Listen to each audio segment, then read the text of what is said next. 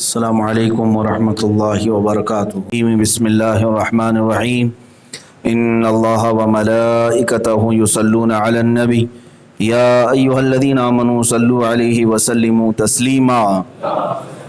اللہم صل علی سیدنا ومولانا محمد معدن الجود والکرم وآلہ واصحابہ الکرام وابنہ الکریم وبارک وسلم صلاة دائمة سرمدا ابدا۔ بسم اللہ الرحمن الرحیم۔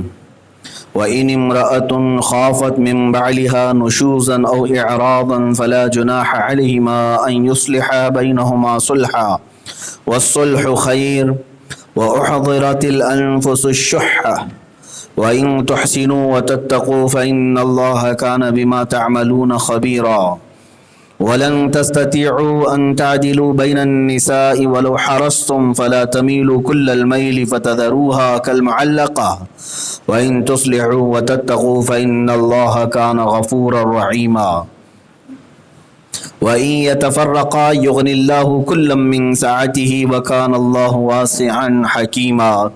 صدق اللہ مولانا العظیم۔ اور اگر کوئی عورت اپنے شوہر کی زیادتی یا بے رغبتی کا اندیشہ کرے تو ان پر گناہ نہیں کہ آپس میں صلح کر لیں، اور صلح خوب ہے اور دل لالچ کے پھندے میں ہیں۔ اور اگر تم نیکی اور پرہیزگاری کرو تو اللہ کو تمہارے کاموں کی خبر ہے، اور تم سے ہرگز نہ ہو سکے گا کہ عورتوں کو برابر رکھو، اور چاہے کتنی ہی حرص کرو تو یہ تو نہ ہو کہ ایک طرف پورا جھک جاؤ کہ دوسری کو ادھر میں لٹکتی چھوڑ دو۔ اور اگر تم نیکی اور پرہیزگاری کرو تو بے شک اللہ بخشنے والا مہربان ہے۔ اور اگر وہ دونوں جدا ہو جائیں تو اللہ اپنی کشائش سے تم میں ہر ایک کو دوسرے سے بے نیاز کر دے گا، اور اللہ کشائش والا حکمت والا ہے۔ یہاں سے معاملات جو تفسیر کے ہیں اب وہ شادی شدہ زندگی کے متعلق ہیں۔ کل آپ نے عورتوں کے متعلق احکامات سماعت کیے کہ عورت کو اس کے شوہر کی وراثت میں سے کیا ملے گا، یا بیٹی کو اپنے باپ کی وراثت سے کیا ملے گا۔ کل کی تفسیر میں آپ نے سماعت کیا، اور اللہ تعالیٰ نے تنبیہ فرمائی کہ عورتوں کے معاملات میں انصاف رکھو۔ عرب یہ کرتے تھے پہلے، مشرکین ان کے جہالت کے زمانے میں، کہ عورت کو وہ اس کے شوہر کے مر جانے کے بعد کوئی وراثت سے مال نہیں دیتے، بلکہ اس کو الٹا منحوس کہتے ہیں کہ اس کی وجہ سے اس کے شوہر کا انتقال ہوا، اور اسے جنگلوں میں چھوڑ دیتے یا پھر آبادی سے الگ کر دیتے تھے۔ یا تو پھر دوسری ان کی جہالت یہ تھی کہ بیٹیوں کو بھی باپ سے وراثت نہیں دیتے تھے، بلکہ بہت سارے عرب تو ایسے تھے کہ بیٹی پیدا ہونے پر وہ زندہ دفن ہی کر دیتے تھے کہ مال دینا پڑ جائے گا اور یہ دوسرے گھر پہ لے جائے گی مال۔ ان تمام برے واحیات کی وجہ سے عورتوں میں بڑی زبردست ناانصافی وہ کیا کرتے تھے، تو اللہ تعالیٰ نے آیتوں میں ارشاد فرمایا کہ عورتوں کے معاملات میں انصاف کرو۔ اب آج جو آیت میں نے تلاوت کی، اس میں اللہ تعالیٰ یہ فرماتا ہے کہ اگر کوئی عورت شوہر کی زیادتی یا اس کی بے رغبتی کو دیکھ رہی ہے، ہوتا ہے شادی ہو جاتی ہے، یہ ضروری نہیں ہے کہ دونوں ایک ہی طرح سے چل پڑے۔ کچھ لوگوں کی یعنی پرسنٹیج کے اعتبار سے بہت کم ہیں جن کے نکاح کے بعد نبھ نہیں پاتا، یا تو شوہر کی سختی یا تو پھر عورت کی زبان کی سختی، یہ دونوں چیزیں زندگی بگاڑ دیتی ہیں۔ اب ان کی شادی شدہ زندگی یہ طلاق تک آ جاتی ہے، خلا تک آ جاتی ہے۔ ان معاملات میں کیا کیا جائے؟ آج کے معاملات میں اسلام اور قوانین اسلام کو لے کر کفار و مشرکین نے بڑا مذاق اڑانا شروع کیا۔ 3 طلاق کا مسئلہ آپ نے سنا بھی ہوگا، اس کے متعلق ابھی ہمارے ہندوستان کی پارلیمنٹ میں انہوں نے ایک بل پاس کیا، اور اس کو اسلام کے اعتبار سے قوانین اسلام میں ایک ظلم قرار دیا۔ ظلم کس بات کا ہے؟ میرے عزیزوں، میں آپ کو یہ پہلی بات بتا دوں کہ شادی ہمارے ہاں کیا ہے؟ ایک کانٹریکٹ ہے، مرد اور عورت کا دونوں کا عقد کہتے ہیں کانٹریکٹ کو۔ کسی چیز میں آپ دونوں راضی ہو گئے، مثال کے طور پر خرید و فروخت میں بھی، میرے پاس ایک مشین ہے میں آپ کو دینا چاہتا ہوں, تو ہم دونوں کی ڈیل ہوگی کہ نہیں ہوگی؟ اب اس ڈیل میں آپ جو چاہے شرط رکھ سکتے ہیں, میں جو چاہے شرط رکھ سکتا ہوں, دونوں کا اتفاق ہوا تو یہ چیز بکے گی. نہیں اتفاق ہے تو تم اپنے راستے, میں اپنے راستے. گارنٹی بھی ہوتی ہے مشین کی, وارنٹی بھی ہوتی ہے, سروس بھی دینے کی بات ہوتی ہے, ہوتا ہے نا خرید و فروخت. میں اگر ایک واشنگ مشین بیچ رہا ہوں تو آپ خریدار ہیں, آئے, پہلے سب سے پہلے قیمت پر اتفاق ہوگا, سب سے پہلے قیمت پر اتفاق ہوگا. ہم نے بتا دیا اتنی قیمت سے. پھر آپ یہ پوچھیں گے کہ کیا اس کی کوئی گارنٹی ہے؟ ہم نے کہہ دیا 2 سال کی گارنٹی ہے. پھر آپ نے پوچھا کہ اگر اس دوران کچھ ہو جائے تو سروس وغیرہ کا ہم مفت دیتے ہیں. ان تمام چیزوں پر سائن ہو جاتی ہے اور یہ قانون بن جاتا ہے. خریدار اور بیچنے والے کے بیچ میں ایک قانون بن جاتا ہے. اگر اس کو کوئی ان قوانین کا النگھن کرتا ہے تو خریدار چاہ کر کے کورٹ میں مقدمہ کر سکتا ہے, اس نے مجھے مشین بیچی تھی لیکن بری نکلی. ہوتا یہی ہے. تو یہ چیزوں کی خرید و فروخت میں جس طرح دونوں کا اتفاق ضروری ہوتا ہے, اسی طرح اسلام میں نکاح پر بھی دونوں کا اتفاق ہونا ضروری ہے. مرد کا اور عورت کا, کسی ایک طرف سے نکاح نہیں ہوتا. اس بات کو سمجھ کر کے چلیں. وہ اور مذاہب ہیں جہاں پر لڑکیوں کو بولنے کا تک حق نہیں ہوتا, ان کے ماں باپ ان کو زبردستی کسی کے ہاں بیاہ کر کے دے دیتے ہیں. آج بھی یہ رواج چلتا ہے. آج بھی ہندوؤں کی بہت ساری کمیونٹی ایسی ہیں جہاں لڑکی اپنی مرضی سے نکاح نہیں کر سکتی, شادی نہیں کر سکتی. اسلام نے روز اول سے ہی لڑکی کو پورا اختیار دیا ہے, یہاں تک کہ صرف لڑکا چننے کا اختیار نہیں, اپنا مہر رکھنے کا بھی اختیار عورت کو ہے. یہ تو ہمارے یہاں رواج بنا ہے کہ لڑکی کے ماں باپ بیٹھ کر کے مہر طے کر لیتے ہیں, محلے کے بڑے لوگ 5 لوگ بیٹھ کر کے مہر طے کر لیتے ہیں, جبکہ یہ مہر حق ہے عورت کا. عورت مکمل اپنے مہر کا مطالبہ کر سکتی ہے. آج بھی عرب میں آپ جائیں, مصر کی سرزمین پر ہم نے خود دیکھا, ہر لڑکی اپنا مہر خود مانگتی ہے. 1 لاکھ 2 لاکھ 5 لاکھ وہ مہر کا مطالبہ کرتی ہے. اتنا مہر مجھے دو اور میں نکاح میں تمہارے آتی ہوں.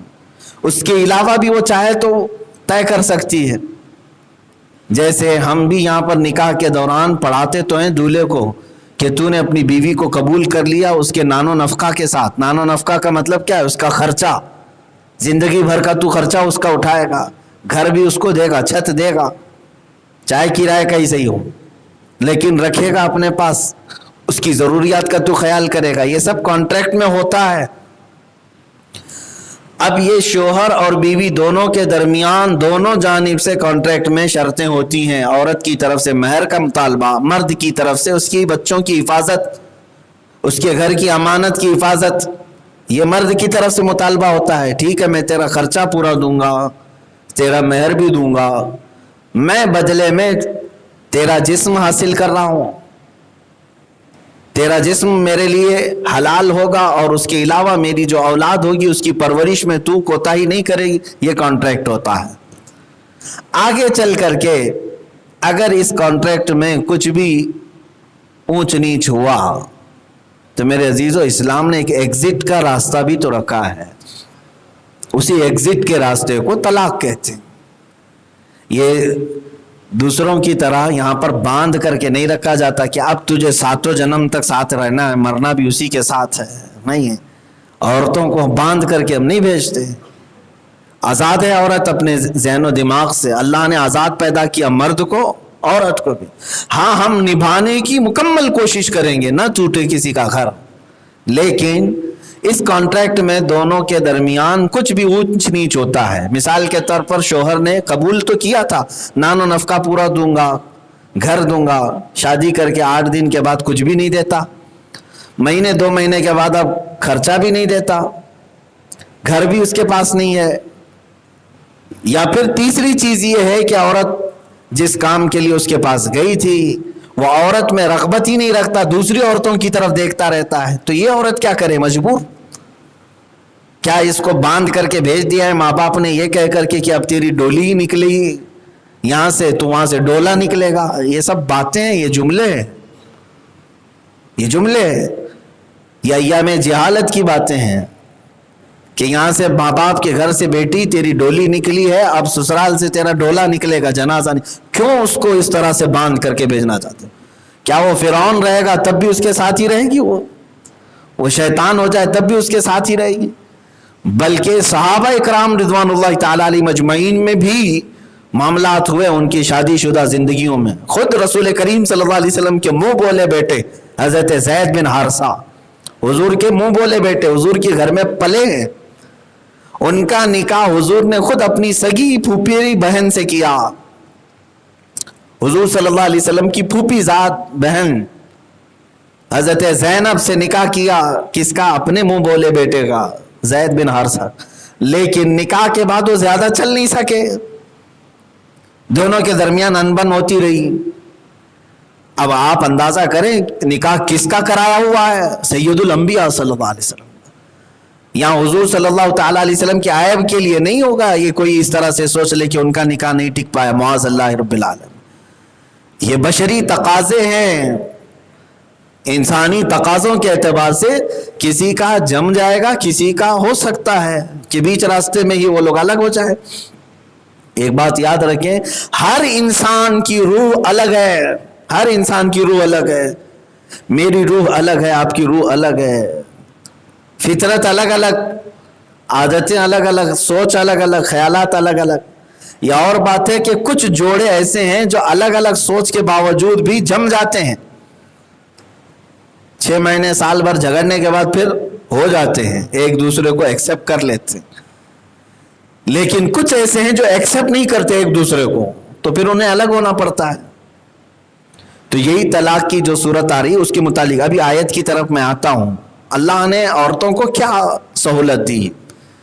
تو ہوا تھا حضرت زید اور زینب میں نکاح رضی اللہ تعالیٰ عنہما، دونوں حضور کے قریبی ہیں، ایک منہ بولے بیٹے ہیں اور دوسرے ان کی پھوپھی کی بیٹی ہیں.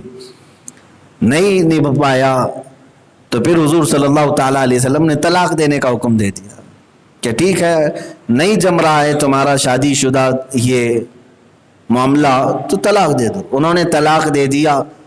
حضرت زینب حضور کی پھوپھیری بہن، پھوپھی کی بیٹی ہیں، وہ بھی رشتہ ہے قریب سے، یہ بھی رشتہ ہے قریب سے. تو وہ نروس ہو گئی حضرت زینب، نیا نیا نکاح تھا، تھوڑے دن زیادہ نہیں چلا، چند ماہ ہی چلا، تو نروس ہو گئی. طلاق کے بعد عدت گزاری. تو اب ان کا دل اور ان کی تسلی کے لیے میرے آقا صلی اللہ علیہ وسلم نے خود ان سے نکاح فرمایا. حضرت سیدہ زینب یہ ام المومنین بنی حضور صلی اللہ تعالیٰ علیہ وسلم. اس وقت تو مشرکین وہاں کے منافقین نے یہ بات اڑائی تھی نا کہ حضور نے اپنی بہو سے نکاح کر لیا، بہو سے نکاح کر لیا. حضرت زید جو ہے حضور کے منہ بولے بیٹے تھے، انہوں نے طلاق دیا اور اس کی عدت کے بعد حضرت زینب سے حضور نے نکاح کیا. تو باتیں اڑائی تھی کچھ منافقین نے. تب آیت نازل ہوئی تھی قرآن پاک میں، ما کان محمد ابا احد من رجالکم ولکن رسول اللہ وخاتم النبی. محمد صلی اللہ علیہ وسلم تم میں سے کسی مرد کے باپ ہیں ہی نہیں، حضور صلی اللہ علیہ وسلم کے کوئی بیٹے حقیقی تھے ہی نہیں. منہ بولے بیٹے کا رشتہ نسب کے رشتے کے برابر نہیں ہو سکتا. اللہ نے یہ آیت میں صاف کر دیا. بہرحال وہ الگ عنوان ہے. تو شادی شدہ لائف اگر نہیں بن پاتی، جیسے حضرت امیر معاویہ رضی اللہ تعالیٰ عنہ کے ساتھ بھی ہوا، ان کا بھی نکاح ہوا، ان کی بیوی حضور کے پاس آئیں، کہا کہ میں ان کے ساتھ رہ نہیں پاتی، وہ سخت ہیں بہت، ہر معاملے میں بہت زیادہ سختی کرتے ہیں، میں برداشت نہیں کر پاتی ہوں. حضور صلی اللہ علیہ وسلم نے فرمایا تیرے لیے آسان ہی ہے، تو اپنے شوہر سے کہہ کہ مجھے آزاد کر دے. اگر وہ بطیب خاطر خوشی سے آزاد کرتا ہے تو ٹھیک ہے، اور اگر کچھ لیتا ہے تو تجھے دینا ہوگا، کیونکہ کانٹریکٹ ہوا تھا پہلے، تجھے اس نے مہر دیا ہے، مہر دے کر کے لایا ہے. اب اگر چھوڑنا چاہتا ہے تو اسے واپس دے دے کچھ جو وہ مطالبہ کرے گا. اب سمجھ رہے ہیں اسلام کا یہ انصاف اور عدل کا پہلو ہے کہ عورت اور مرد کو ایکویلٹی کی جو بات کرتے ہیں، میں کہتا ہوں یہاں اسلام میں ہی ہو سکتا ہے، دونوں کو اختیارات. اب جیسے طلاق کے معاملات میں بعض لوگ یہ کہتے ہیں، الزام لگاتے ہیں کہ صرف اور صرف مرد کے ہاتھ میں ہتھوڑا دے کر کے رکھا ہے مسلمانوں کو، یہ جب چاہیں طلاق طلاق کر کے اپنی بیویوں کو الگ کر دیتے ہیں. عورتیں بیچاری ادھر سے ادھر گھومتی رہتی ہیں، کچھ کے بچے ہوتے ہیں، کچھ کا گھر بھی نہیں ہوتا. تو یہ تو ظلم ہے. مردوں کو صرف اتھارٹی دی گئی ہے طلاق کی.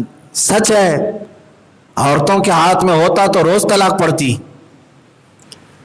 مردوں کے ہاتھ میں اللہ رب العزت نے یہ طلاق کو سپرد فرمایا ہے. اس کی وجہ ہے میرے عزیزو، عورتیں جذباتی ہوتی ہیں. کئی عورتیں تو خود ہمارے پاس آ کر کے کہتی ہیں خود کہ میں اپنے مرد شوہر کو طلاق دے رہی ہوں. خود کہتی ہیں، انہیں معلوم نہیں ہوتا مسئلہ. وہ دن میں 100 مرتبہ بھی طلاق طلاق کہتی رہیں گی تو ان کے مرد پر طلاق نہیں پڑے گی. شوہروں میں سے اب مجھے بتائیں پرسنٹیج کے اعتبار سے لاکھوں کی شادیاں ہو گئی، کروڑوں کی ہو گئی، کیا ہر مرد اپنی بیوی کو اسی طرح طلاق طلاق کہہ کر کے نکال رہا ہے؟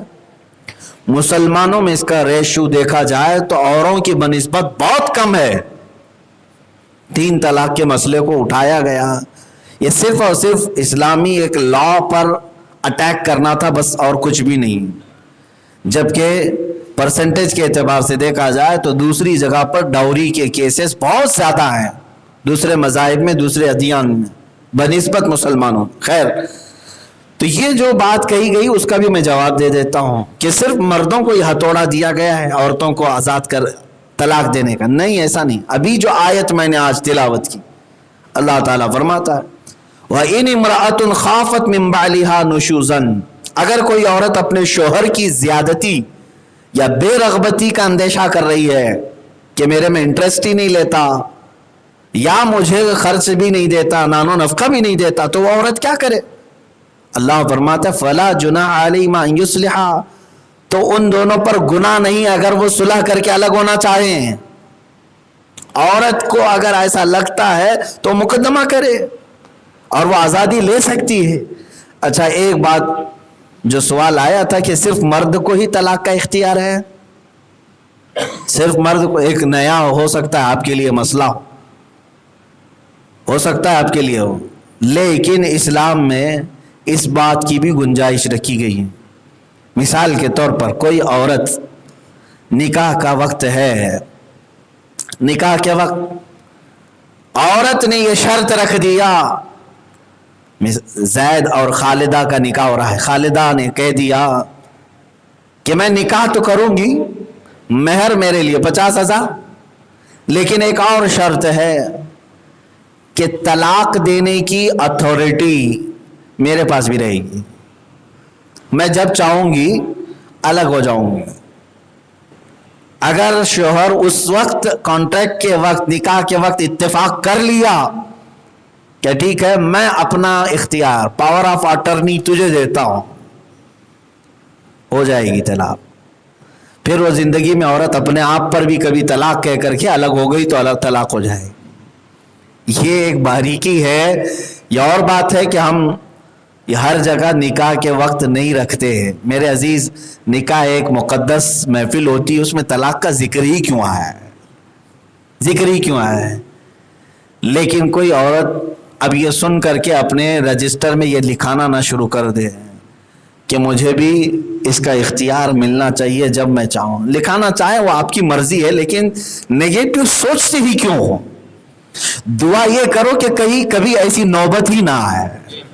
اللہ تعالیٰ مجھے ایسا گھر عطا کرے کہ اس طرح کے ایگزٹ لینے کی نوبت ہی نہ آئے. اللہ اسی میں میرا سارا سکون رکھے. اب اللہ تعالیٰ نے عورت کو جو آسانی دی ہے، مجھے بتاؤ میرے عزیزوں، کیا اس سے بھی زیادہ آسانی چاہیے؟ عورت کو یہ اختیار دیا ہے، نکاح کے وقت وہ ایگریمنٹ کر لے، چاہے تو اتھارٹی لے لے، تو کیا یہ ایکویلٹی نہیں ہے، برابری نہیں ہے؟ طلاق کے معاملے میں بھی میں کہہ رہا ہوں، کیا یہ برابری نہیں ہے؟ یہ جو الزام لگایا جاتا ہے کہ صرف مرد کے پاس اختیار ہے، 3 طلاق دے کر کے آزاد کر دیتا ہے اور نکال دیتا ہے اپنی عورت کو، یہ تو اکا دکا تم واقعات لا کر کے اسلام پر تھوپو گے تو یہ تو ایسی ہی ہو گیا. ہر گلی نکڑ پر کچھ نہ کچھ تمہیں برائیاں نظر آئی جائیں گی. اس کا مطلب یہ نہیں کہ پورا محلہ خراب ہے. ایک دو کے اگر سڑ جانے سے پوری کھیتی کو سڑا ہوا نہیں کہہ سکتے. ہر مذہب میں ہر دین میں کچھ نہ کچھ لوگ النگھن کرتے ہیں.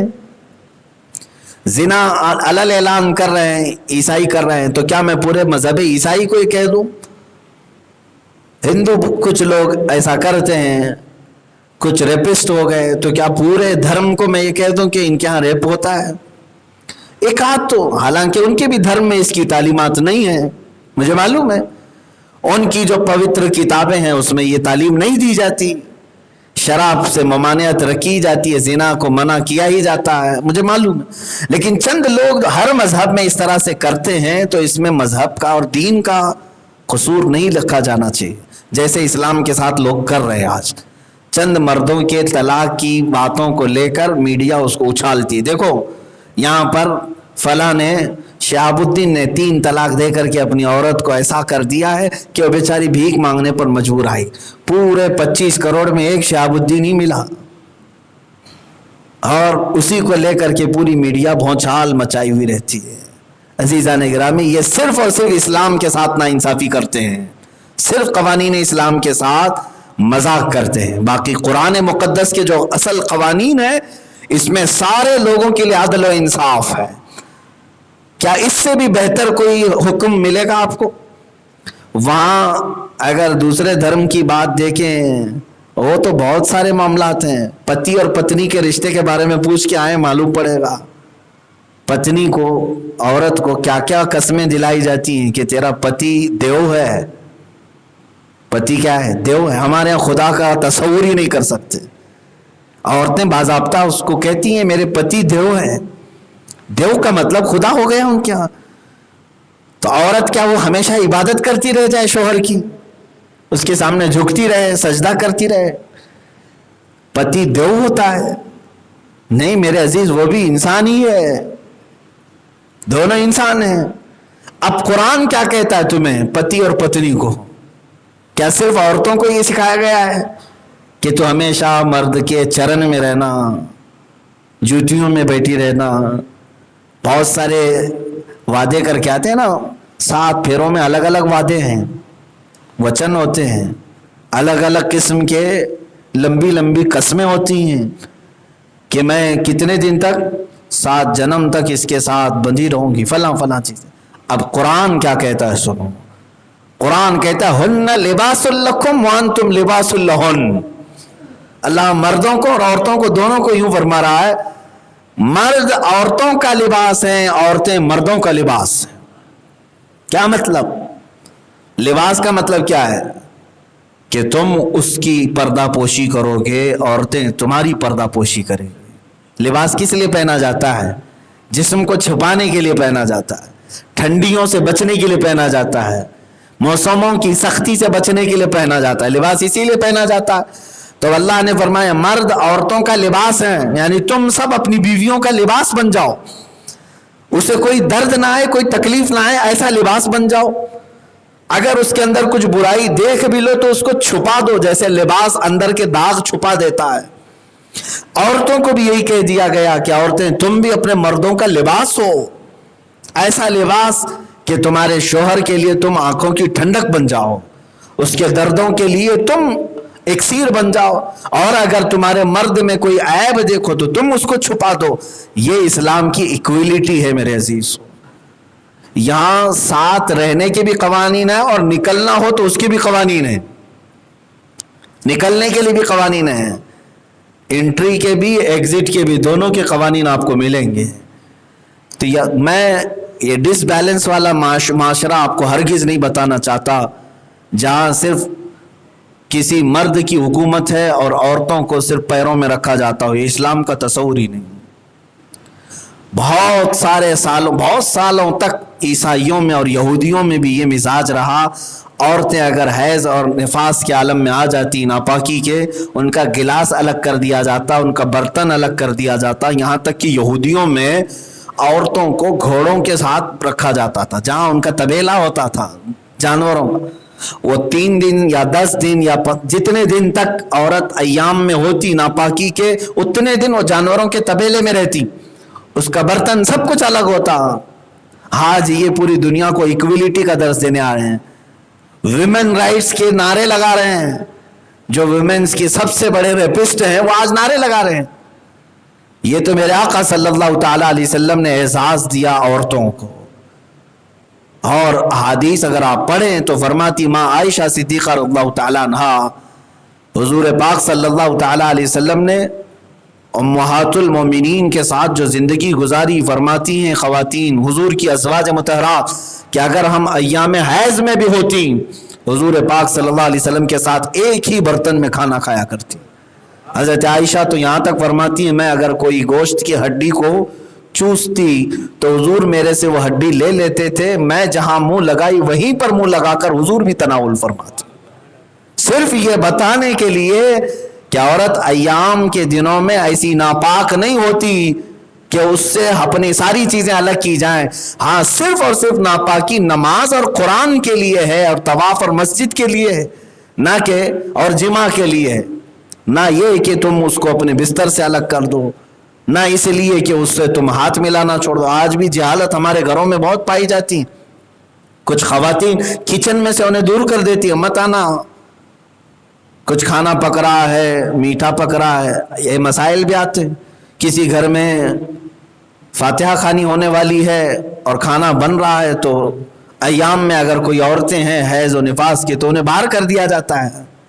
یہودیوں کی یہ صفات تھی، مسلمانوں میں کہاں سے آئی؟ وہ آٹا گوندھ بھی سکتی ہے، روٹی پکا بھی سکتی ہے، میٹھا بنا بھی سکتی، اس سے کوئی حرج نہیں، اس کی کوئی ناپاکی کھانے میں نہیں آنے والی. ہاں بس اتنا ہے کہ وہ قرآن کی تلاوت نہیں کرے گی اور قرآن نہیں اٹھائے گی بس. باقی وہ تمام چیزیں کر سکتی، کھانا بنا بھی سکتی، کھانا پروس بھی سکتی، تمہارے ساتھ بیٹھ کر برتن میں کھا بھی سکتی.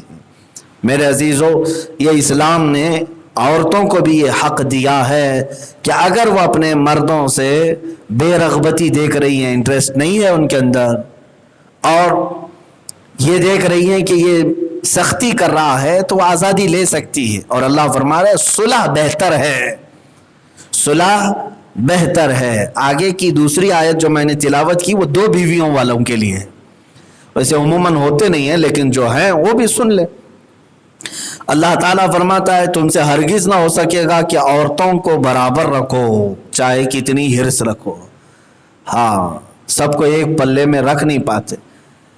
بعض لوگ یہ کہتے ہیں کہ قرآن میں اللہ نے فرمایا فَانْكِحُوا مَا طَابَ لَكُم مِّنَ النِّسَاءِ مَثْنَىٰ وَثُلَاثَ وَرُبَاعَ. عورتوں میں سے جو تمہیں اچھی لگے. نکاح کا جہاں آرڈر آیا ہے سورہ نساء میں اللہ نے فرمایا عورتوں میں سے جو تمہیں اچھی لگے نکاح کر لو، 2 3 4 بھی. ایک سے تو نکاح ہی ہے. تو اسلام میں کہاں تک کی اجازت ہے؟ 4 تک کی. وہ سب کو معلوم ہے لیکن وہاں تک پہنچ نہیں پاتے، بڑے مقامات طے کرنے ہوتے ہیں. عام طور پر ایک نکاح پر سب اکتفا کیے ہوئے ہیں. اور ہندوستانی معاشرہ ایسا بھی ہے کہ آپ چاہ بھی لیں تو دوسرا پارٹنر نہیں چاہتا. یعنی آپ کے لائف پارٹنر وہ تو آگ بگولا ہی رہتی ہے. لیکن قرآن نے جو 2 اور 3 اور 4 کی بات کہی تو کچھ مرد حضرات اسی کو دلیل بناتے ہوئے بار بار یہ کہتے ہیں کہ اسلام میں 2 3 4 تک کی اجازت ہے. اور کچھ مخالفین جو ہمارے ہیں وہ بھی کہتے ہیں ان کے ہاں عورتوں کو زیادہ سے زیادہ کرنے کی اجازت دی گئی. میرے عزیز یہ بھی حکم جو ہے وہ عورتوں کی سہولت کے لیے ہی دیا گیا ہے. ایسا نہیں کہ تم اپنے ہوس کا نشانہ بناتے پھرو ہر ایک کو. یہ عورتوں کی سہولت کے لیے دیا گیا ہے کہ کیلکولیشن کے اعتبار سے مردوں کی تعداد سے عورتوں کی تعداد زیادہ ہے. ہر علاقے میں عورتوں کی تعداد اب قیامت کے قریب تو اور بھی زیادہ بڑھے گی. یہ ریشو نکال کر کے دیکھیں آپ، مردوں کی تعداد سے عورتوں کی تعداد زیادہ ہے. تو جو عورتیں تعداد میں زیادہ ہیں وہ کیا کریں گے؟ کیا وہ وحشہ بن جائیں؟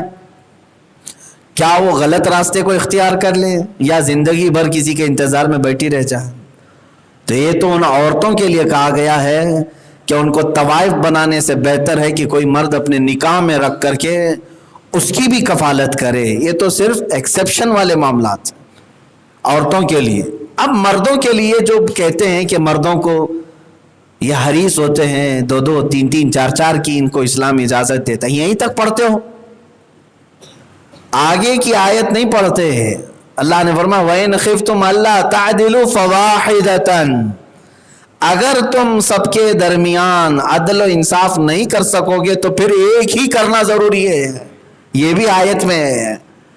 اگر تم نے 1 روپیہ کا بھی اونچ نیچ کیا تو تمہارے لیے جائز نہیں ہے.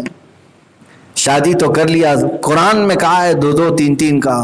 دوسری لے کر کیا ہے، پہلی میں انٹرسٹ کم ہو گیا، دوسری نہیں تھی، یا پہلی والی عمر والی تھی، دوسری والی تھوڑی کم عمر کی تھی، اس میں اس کا انٹرسٹ زیادہ ہو گیا، یا پھر کسی اور وجہ سے یہ الگ بڑے خاندان کی ہے، پہلے والی نارمل تھی، پھر انٹرسٹ کا فرق آ گیا، یا پہلے والی کالی تھی اب گوری لے آیا، اب یہاں جھکاؤ زیادہ ہو گیا. قرآن میں یہ صاف اللہ نے فرمایا فَلَا تَمِيلُوا كُلَّ الْمَيْلِ فَتَذَرُوهَا كَالْمُعَلَّقَةِ، تو یہ تو نہ ہو کہ ایک طرف پورا جھک جاؤ کہ دوسری کو ادھر میں لٹکتی چھوڑ دو.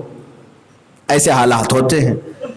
دوسری شادی تو کر لیا اور برابری کا درجہ نہیں دیا، برابری کا درجہ نہیں دیا، تو یہ سخت ترین حقوق العباد میں گرفتار ہے، بہت بڑا گنہگار ہے. وہ چلا تھا قرآن کی آیت لے کر کے 2 3 کی اجازت مجھے ملی ہے، لیکن کر کے ان کے درمیان عدل نہیں کیا تو بڑے گناہ میں مبتلا ہے. ہاں عدل اب کیا ہے؟ عدل کیا ہے؟ عدل یہ ہے کہ دونوں کی باری مقرر ہونی چاہیے. کیا اس کے پاس جتنا وقت جاتا ہے اتنا ہی اس کے پاس بھی جائے. اس کو جس طرح کا گھر رکھا ہے اس کے لیے بھی اتنا ہی گھر رکھے. اس کو جس طرح کی قیمت کے کپڑے پہناتا ہے اتنی قیمت کے کپڑے اسے بھی پہنا ہے. اس کو جس انداز کا کھانا کھلاتا ہے اتنا ہی انداز کا کھانا اسے بھی کھلا ہے. ظاہر سی بات ہے ایک کے ساتھ اگر تم گھومنے کے لیے جاتے ہو دوسری کو لٹکتی ہوئی چھوڑتے ہو، یہ بھی جائز نہیں. دونوں کے لیے تفریح کا سامان جس کے لیے کر رہے ہو دوسری کے لیے بھی اتنا ہی ہے. اب یہ 2 کے ہی معاملے میں ہے، اور پھر 3 اور 4 ہو جائے تو ماشاءاللہ وہ پوری لائف اسی ڈیوٹی میں گزارے گا. ظاہر سی بات ہے باری لگائے گا. یہ میرے عزیزو ایکسیپشن کی بات ہے، سب کے ساتھ نہیں ہے. وہ تو میرے آقا صلی اللہ تعالیٰ علیہ وسلم کی ذات کامل تھی. اللہ کے نبی صلی اللہ تعالیٰ علیہ وسلم نے 9 ازواج مطہرات کو ایٹ اے ٹائم انصاف اور عدل کے ترازو پر رکھا تھا. مجھے بتا دو تقریباً 4 لاکھ 5 لاکھ حدیثیں پھیلی ہوئی ہیں پوری دنیا میں. ایک حدیث یہ حضور کی پوری بیویوں میں سے. حضور کی عورتیں شکایت کرنے میں بہت ماہر ہوتی ہیں، عورتوں کی فطرت ہوتی ہے کچھ نہ کچھ بھی شکایت کر لیتی ہیں. امہات المومنین کا درجہ بہت بلند و بالا ہے. میرے آقا کی 10 بیویوں میں سے ایک بیوی نے بھی میرے آقا کی ناانصافی کی کئی شکایت کی وہ ایک روایت لا کر کے دکھا دے. کبھی نہیں، کبھی نہیں. بلکہ وہ امہات المومنین کا حال تو یہ تھا. حضرت ام حبیبہ جو ابو سفیان کی بیٹی تھی، باپ کافر تھے، ابھی ایمان لائے نہیں تھے. ام حبیبہ حضور کی نکاح میں تھی، مدینہ طیبہ حضور تھے. ابو سفیان مکہ سے آئے، حضور سے ایک ایگریمنٹ ہوا تھا جو ٹوٹ گیا تھا، اس کو ری ایگریمنٹ کرنے کے لیے، دوبارہ کرنے کے لیے، رینیو کرنے کے لیے وہ مدینہ آئے. لیکن ان کی کوئی سن نہیں رہا تھا، ابو سفیان کی کوئی بات سن ہی نہیں رہا تھا. تو ابو سفیان نے سوچا کہ بیٹی کے گھر جاتے ہیں، میری بیٹی محمد صلی اللہ علیہ وسلم کے عقد میں ہے، نکاح میں، جا کر کے بات تو کر لیں گے. تو گھر میں آئے، ام حبیبہ کے گھر میں، اپنی سگی بیٹی کے گھر میں داخل ہوئے. بستر بچھا ہوا تھا. حضرت ام حبیبہ نے دیکھا باپ آیا ہے، بیٹی کے لیے باپ وہ بھی سسرال میں آ جائے تو اس کے لیے کتنی بڑی ایک خوشی کی ساتھ ہوتی.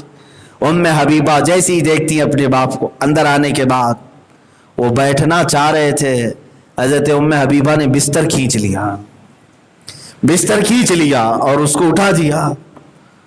ابو سفیان نے کہا ام حبیبہ کیا تو میری بیٹی نہیں ہے؟ کہا بالکل. کہا کیا میں اس بستر پہ بیٹھ بھی نہیں سکتا؟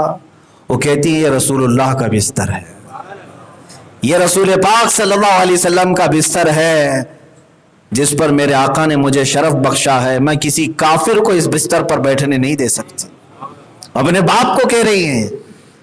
اپنے سگے باپ کو کہہ رہی ہیں میں کسی کافر کو اس بستر پر بیٹھنے نہیں دوں گی۔ ام حبیبہ سے پوچھا ابو سفیان نے، اے ام حبیبہ تیری شادی کے بعد یہاں آنے کے بعد تو اتنا بدل گئی محمد کی محبت میں صلی اللہ تعالیٰ علیہ وسلم۔ ام حبیبہ کہتی ہیں اب یہی بات جو میں کہنا چاہتا ہوں کہ پوری دنیا نے یا میری ماں نے میرے باپ نے سب نے مل کر کے مجھے وہ عزت نہیں دی جو محمد الرسول اللہ نے اپنے بستر پر مجھے عطا کی صلی اللہ تعالیٰ۔ یہ ہے عورتیں حضور کے بارے میں کیا کہہ رہی ہیں، حضور کے بارے میں وہ یہ کہتی ہیں کہ دنیا میں سب سے زیادہ عزت ہمیں ہمارے شوہر رسول اللہ نے دی ہے۔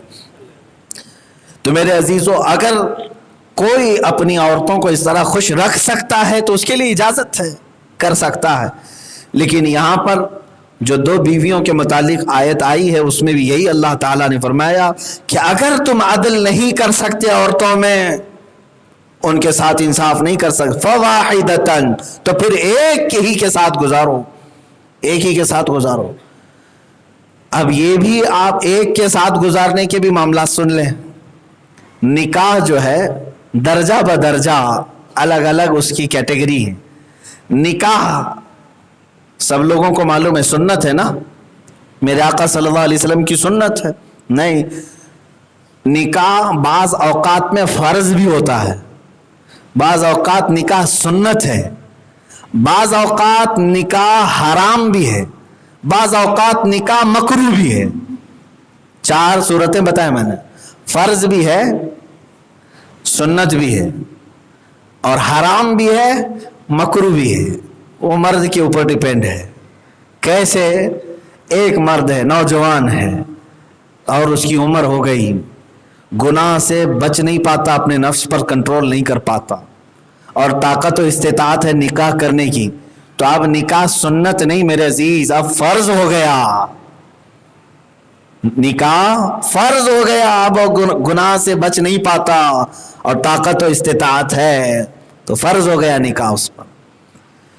دوسری کیٹیگری ہے سنت کی، وہ کب؟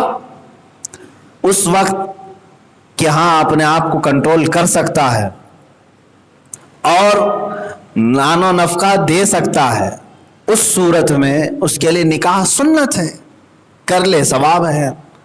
اب ایک صورت ایسی ہے کہ اب مرد ایسا ہے کہ عورت کے حقوق زوجیت نہیں ادا کر سکتا، نکاح تو کر لے گا لیکن اس کے ساتھ رات گزارنے کی طاقت نہیں ہے اور استطاعت نان و نفقہ دینے کی بھی نہیں ہے، تو اب اس کے لیے نکاح کرنا حرام ہے، دوسرے کی زندگی اجیرن کر دے گا، اسے برباد کر ڈالے گا، اس کی زوجیت کے حقوق نہیں ادا کر سکتا تو اس مرد پر نکاح حرام۔ اس مرد کو انین بھی کہتے ہیں یا آپ اپنی زبان میں نامردی کہہ لیں، یہ کمزوری ہے اگر اس کے اندر تو نکاح اس کے لیے حرام ہو جاتا ہے۔ چوتھا ایک درجہ میں نے بتایا مکروہ، یعنی طاقت و قوت تو ہے، اس کی حقوق زوجیت جو عورت کے ہیں وہ تو ادا کر سکتا ہے لیکن کھلانے پلانے کی طاقت ہے نہیں، گھر دینے تک کی طاقت نہیں ہے، اس کو نان و نفقہ نہیں دے سکتا، تو ایسی حالت میں اس کے لیے نکاح مکروہ ہے، حرام نہیں ہے، مکروہ ہے۔ یعنی لے تو لیا نکاح میں، رات بھی گزار لیا لیکن کھلا بھی نہیں رہا ہے پلا بھی نہیں رہا ہے، تو دونوں مصیبت میں پڑ گئے، تو مکروہ ہے۔ تو بہرحال مکروہ اور حرام کس پر ہے وہ خود ڈیسائیڈ کر لے گا، سنت اور فرض کس پر ہے وہ خود ڈیسائیڈ کر لے گا۔ یہ چاروں کیٹیگری، یہ کس کے لیے؟ ایک نکاح کرنے والے کے لیے، ایک نکاح کرنے والے کے لیے۔ ہاں اب ایک نکاح کے بعد بھی گناہ سے نہیں بچ پاتا تو اب اس کے لیے دوسرا نکاح کرنا بھی واجب ہو جاتا ہے۔ یہ الگ الگ کیٹیگریاں ہیں میرے عزیزو۔ بہرحال اب میں نے جو بات عرض کی تھی وہ اسی پر میں اپنی گفتگو کو سمیٹتا ہوں۔ اللہ تعالیٰ نے فرمایا کہ دونوں کو یہ اختیار ہے صلح کر لیں جب معاملات انبن ہو جائیں۔ دیکھیں میں جو کپلز ہیں ان کے لیے ضرور یہ بات کہوں گا، شادی شدہ لائف تقریباً سب ان حالات سے گزرتے رہتے ہیں۔ مرد حضرات اپنی عورتوں کی شکایت لے کر آتے ہیں، عورتیں اپنے مردوں کی شکایت کرتی رہتی ہیں، سب کی لائف میں ہے۔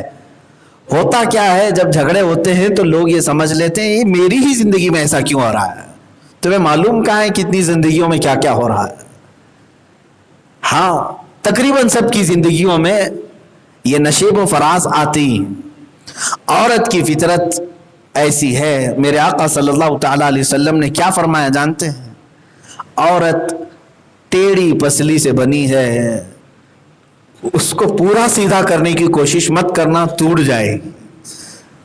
پورا سیدھا کرنے. بہت سارے مرد یہ سوچتے ہیں کہ میری عورت فرشتے کی طرح ہونی چاہیے، فرشتے کی طرح ہونی چاہیے. ایسا بھی تو نہیں ہوگا. وہ بھی عورت ہے، انسان ہے، اس کی بعض خطاؤں پر تم پردہ پوشی کرو، درگزر. بہت اعلیٰ درجے کے اگر گناہ کر رہی ہے جیسے حرام اور کفر تک جانے کے تب تمہیں سختی کرنا حق بنتا ہے. لیکن صرف دال میں نمک کم تھا، چٹنی زیادہ ہو گئی، فلاں معاملات، روٹی آج نہیں بنی، ان معاملات میں گھر گرہستی کو ختم نہیں کیا جاتا.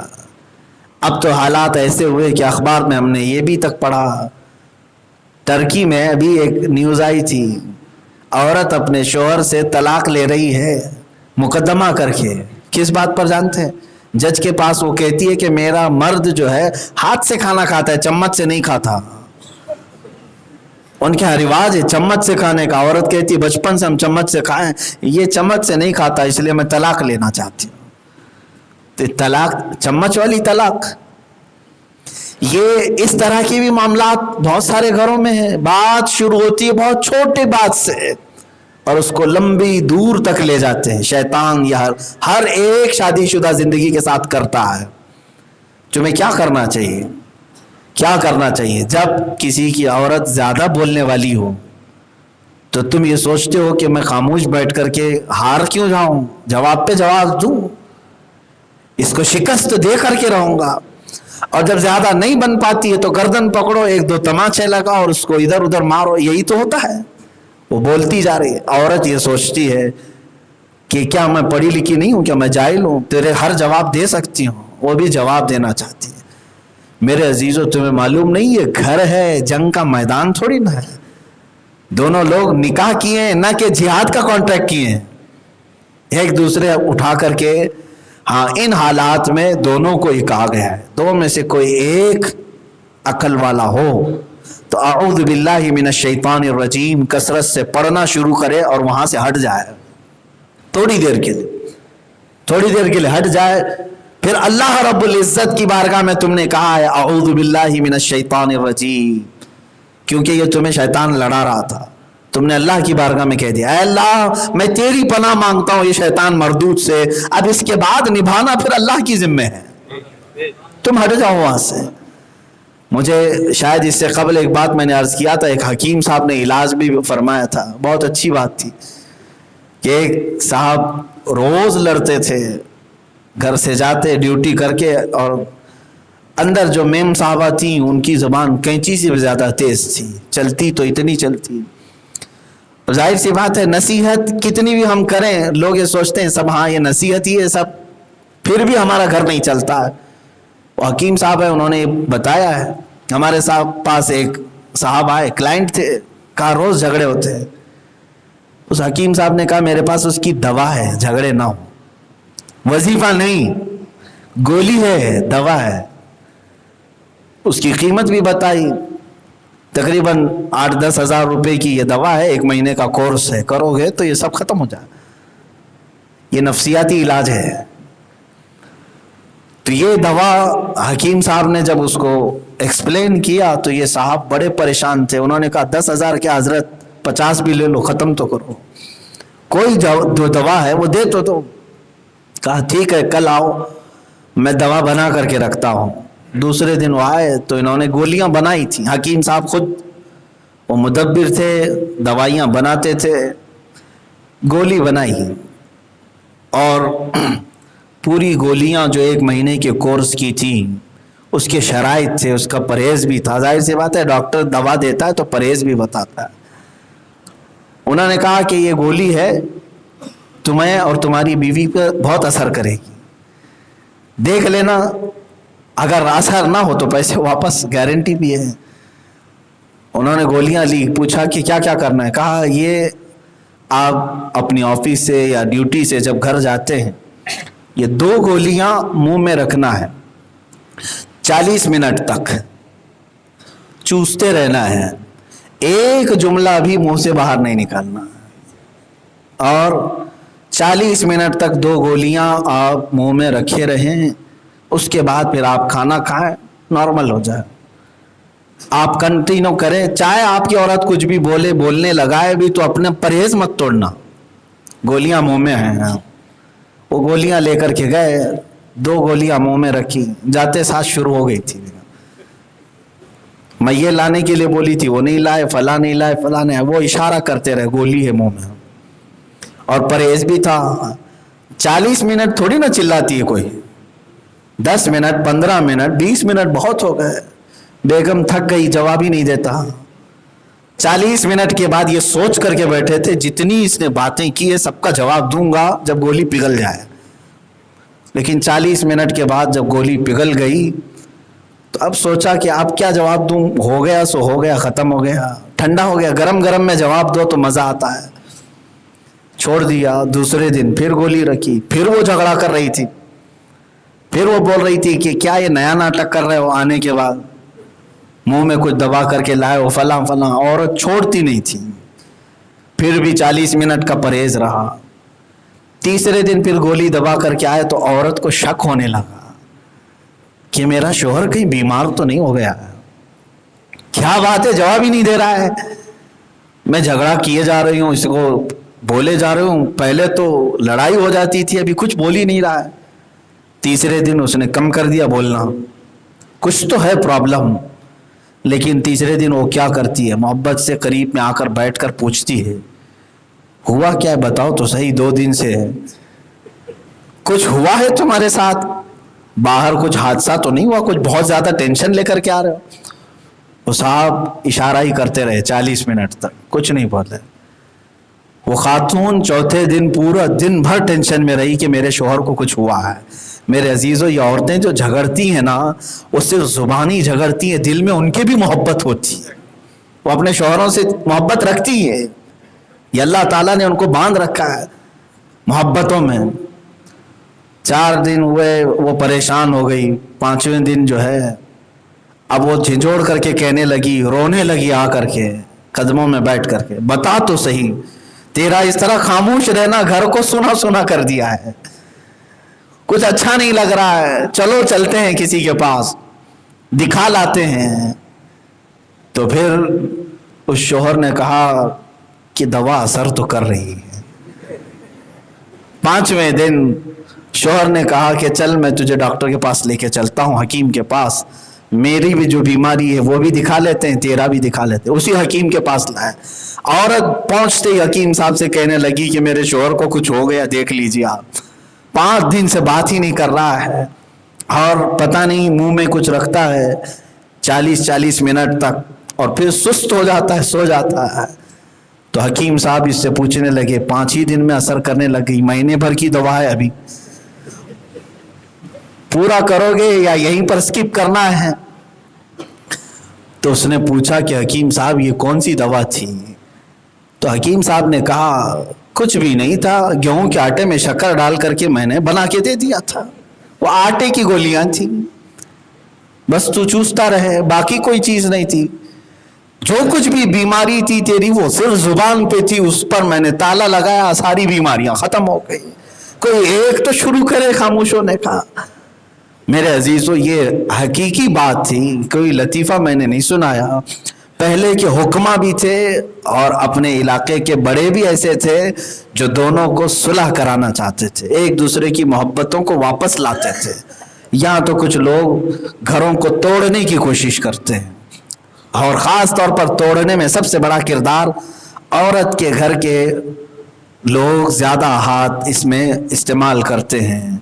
शादी करके दे दिया, रोज माँ पूछती है बेटी ठीक ठाक तो है ना, आज कुछ कहा तो नहीं उसने, आज तेरी सास और तेरी ननद कुछ कही तो नहीं है? हाँ, कुछ कहे तो छोड़ना मत, बराबर बराबर जवाब देना। उधर से वो ऑर्डर दिए जा रही है, इधर ये नया नए घर में आई है और अपने घर के ऑर्डर पाते हुए ये घर में रात जमाना चाहती है। मेरे अजीजों, میں ان خواتین سے بھی کہنا چاہتا ہوں اپنی بیٹیوں کو صبر سکھاؤ. جس گھر میں سے وہ شکایت بھی کرے تو ماں اپنی بیٹی کو صبر کی تلقین کرے, کہے کہ بیٹا میں نے اس سے بھی زیادہ مصیبتیں اپنی زندگی میں دیکھی ہیں, تو چند دن صبر کر لے, انشاءاللہ خوشی کے دن تیرے گھر میں بھی آئیں گے. یہ نہ کہ مٹھی باندھ کر کے الٹا جواب دے دینا, ساس کو بال پکڑ کر کے کھینچ لینا, کوئی کچھ کہے تو میں ہوں نا پیچھے سے, یہ سب اس طرح کے ڈیرنگ دینا, یہ گھر توڑنے کے معاملات ہیں. حکمت سے ان کے گھروں کو جوڑ دیا جائے اور صلح و مصالحت کی بات کی جائے. شوہر اور بیوی کا جو رشتہ ہے یہ جنتی رشتہ ہے. آپ کو معلوم ہے ماں باپ بھائی بہن جتنے رشتے ہیں وہ سب دنیا میں آ کر کے بنے. شوہر اور بیوی کا رشتہ کہاں بنا ہے؟ جنت میں بنا ہے. حضرت آدم اور حضرت حوا دونوں کا نکاح جنت میں ہوا تھا. تو شوہر اور بیوی کا جو رشتہ ہے یہ جنتی رشتہ ہے, اس کو خراب نہ کرو, ایک دوسرے کو لوگ خیال کریں. میں وہ عرب کی ایک حکایت پڑھ رہا تھا, دل لرز جاتا ہے. دو شوہر اور بیوی تھے اور اچھی خاصی زندگی گزر رہی تھی, لیکن اچانک عورت کو ایک بیماری لاحق ہو گئی. اسکن کی کوئی بیماری تھی, اسکن کی بیماری آ گئی جس میں بڑی بڑی پھوڑیاں نکل آئیں اور چہرے پر بھی داغ آ گئے ایسے کہ چہرہ دیکھنے کے قابل نہیں تھا. عورت ڈرنے لگ گئی کہ اب میرا مرد مجھے چھوڑ دے گا. شوہر ظاہر سی بات ہے چہرہ جب بدنما ہونے لگے, داغ آنے لگے, بعض جگہ پر تو ایک تل پر لوگ طلاق دے چکے ہیں, وہ عورت تو داغ والی ہو رہی تھی. یہ حقیقی بات میں بتا رہا ہوں آپ. اور رونے لگی, ڈر کر کے اللہ کی بارگاہ میں دعا کرتی تھی کہ میرا چہرہ کچھ تو صحیح سلامت ہو جائے. اس کا علاج بھی کرانے کے لیے وہ جگہ جگہ گھوم رہی تھی, لیکن بعض ڈاکٹروں نے کہا تھا کہ لا علاج بیماری وہ بڑھتی جا رہی تھی. اتفاق ایسا ہوا کہ اس کے شوہر کا ایک جگہ ایکسیڈنٹ ہو گیا. ایکسیڈنٹ ہوا بائک سے, جوان لوگ تھے. ایکسیڈنٹ کے بعد اسے ہاسپٹلائز کیا گیا. ہاسپٹل سے وہ آیا تو اس کی آنکھیں چلی گئی تھی. نوجوان تھا, آنکھیں چلی گئی, اندھا ہو گیا. گھر آیا تو اب بیوی پکڑ کر کے سب کراتی تھی. ظاہر سی بات ہے اب وہ دیکھنا سب کچھ تو آنکھوں سے ہی تھا. اب عورت دل میں یہ سوچنے بھی لگی کہ میرا حسن جو تھا پہلے وہ تو دیکھتا تھا, بدصورتی آئی ہے تو اللہ نے آنکھیں ہی لے لی اس کی, اب دیکھ نہیں رہا ہے, لیکن محبت باقی تھی. کیونکہ اب جو مرد ہے وہ بغیر دیکھے عورت کے سہارے کی بیس پر چل رہا تھا. عورت ہی اس کے کھانے پینے کے انتظامات کرتی تھی, اٹھاتی بٹھاتی تھی. لیکن اس کے دل میں ایک فیلنگ تو تھی کہ چلو ٹھیک ہے میرا شوہر مجھے دیکھ نہیں رہا ہے, جتنے میرے داغ ہیں دیکھ تو نہیں رہا ہے. وہ عورت 2 سال سے زیادہ جی نہ پائی. بیماری اتنی بڑھ گئی کہ عورت کا انتقال ہو گیا, بہت جلد انتقال کر گئی. عورت کے جنازے کو لے گئے لوگ. کفن دفن کے بعد جب واپس گھر آئے, کچھ لوگ اس کے دوست و احباب جو اندھا تھا شخص اس کے گھر آئے. گھر آئے تو دیکھا یہ اندھا خود سے برتن اٹھا رہا ہے, گلاس اٹھا رہا ہے, پانی لے رہا ہے, لوگوں کی مہمان نوازی خود سے کر رہا ہے. اب تک اس کو پکڑ کے چلایا جاتا تھا گھر میں, اب سب خود ہی کر رہا ہے. لوگ حیران ہو گئے, پریشان ہو گئے. کہا کہ تو خود سے کر رہا ہے ساری چیزیں, تجھے دکھتا ہے؟ اس نے کہا میں کبھی اندھا ہوا ہی نہیں تھا,